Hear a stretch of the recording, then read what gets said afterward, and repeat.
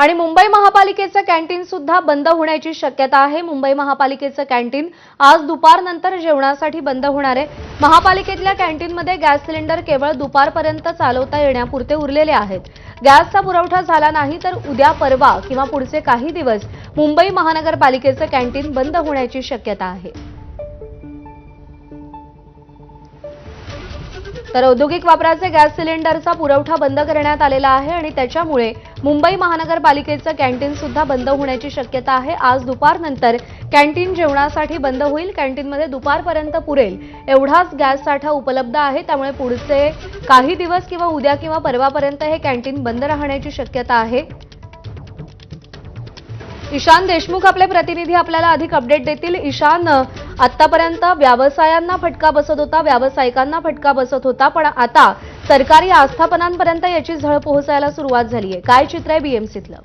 प्रज्ञा, नक्कीच मुंबई महानगरपालिकेमध्ये हजारो कर्मचारी दररोज या कॅन्टीनमध्ये जेवत असतात, नाश्ता करत असतात। त्याचसोबत जे नागरिक आहेत मुंबईकर ते त्यांची कामं घेऊन या महानगरपालिकेमध्ये येत असतात, ते देखील याच कॅन्टीनमध्ये जेवत असतात।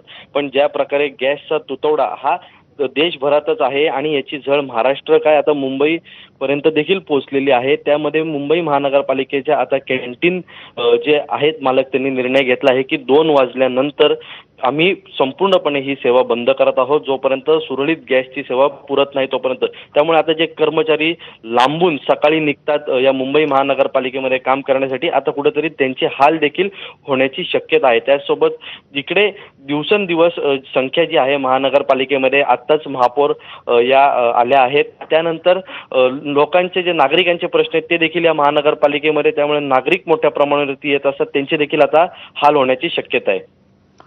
ईशान, धन्यवाद दिलेल्या माहितीसाठी।